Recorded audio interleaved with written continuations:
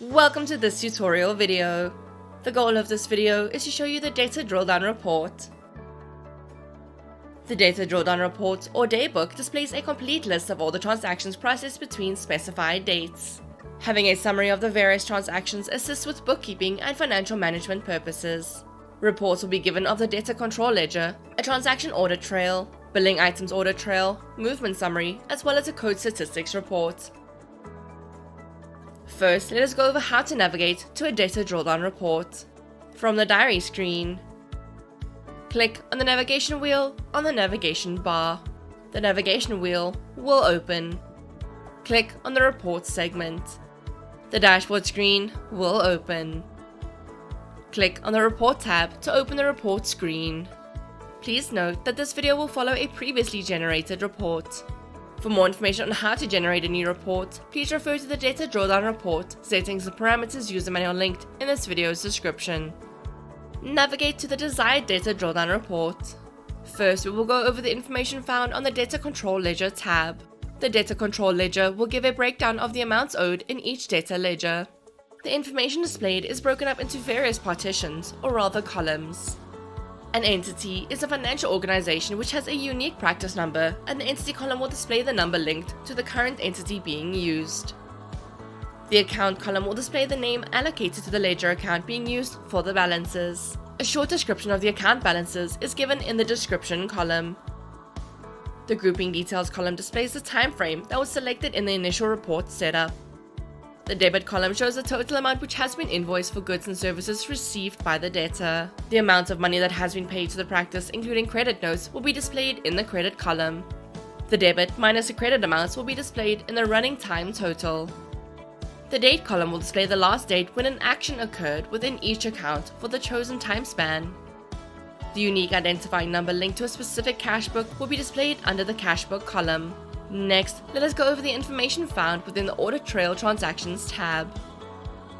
An entity is a financial organization which has a unique practice number, and the entity column will display the number linked to the current entity being used.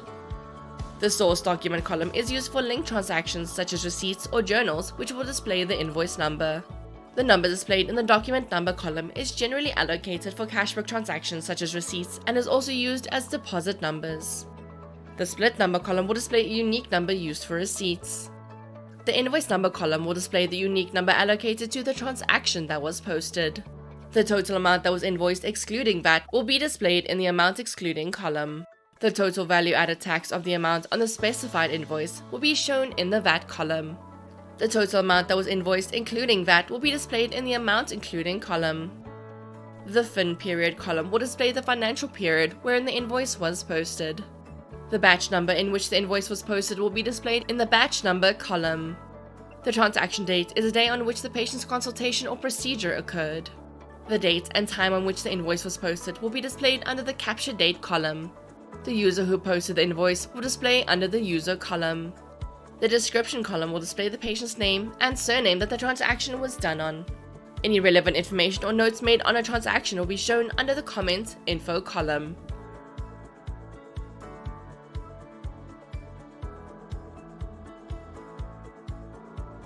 The name of the journal action that was performed will be displayed in the journal action column.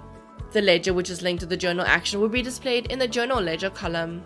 Whichever transaction took place, such as a journal receipt or invoice, will be displayed within the transaction type column. An account number linked to the related debtor will display in the account number column. The file number column will show the number which is used to reference back to a debtor's hard copy file. The main member's surname, initial, and title will be displayed in the debtor column. The medical aid column will contain the name of the debtor's medical aid scheme and option. The policy or membership number linked to a debtor's medical aid will be listed under the medical aid number column. The VAT percentage column displays the current tax rate applied when billing is done. The treating practitioner is a medical practitioner who currently treats the patient and is responsible for referring the patient to an additional practitioner, such as a specialist if necessary. The referring practitioner is the additional medical practitioner, such as a specialist, that the patient was referred to for additional observation. Where the consultation or procedure took place will be shown in the Service Center column. When hovering over certain columns such as the source document or invoice number, additional icons will appear for ease of use. Click on the Call Debtor button to open the Call Event Workflow Event screen. For more information on how to call a debtor, please refer to the Call Event user manual linked in this video's description. Click on the Close button to discard any changes and return to the Debtor Drilldown Report screen. Click on the Save button to save any changes made and return to the Debtor Drilldown Report screen.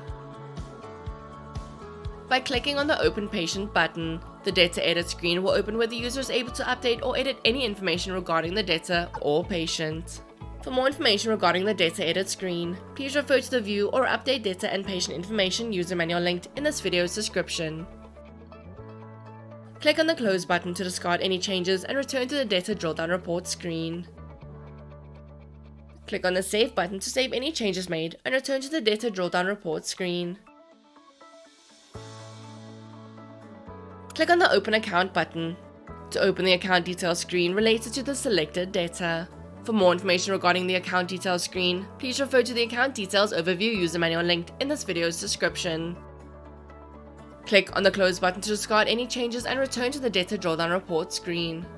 The Invoice Number column will contain an additional Open Invoice button, which opens the related invoice once clicked on.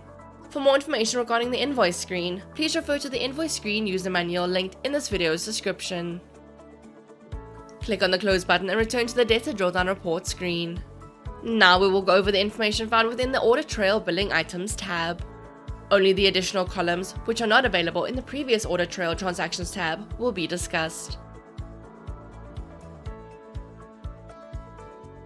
The Item Code column will display the procedure code which was used on an invoice once a service was provided to a patient. The Claim Code column will contain a subtype of medical classification used to identify specific surgical, medical, or diagnostic interventions. A short explanation of the item code billed on the invoice will be given in the description column. The amount of time a certain item was billed on an invoice will show in the quantity column.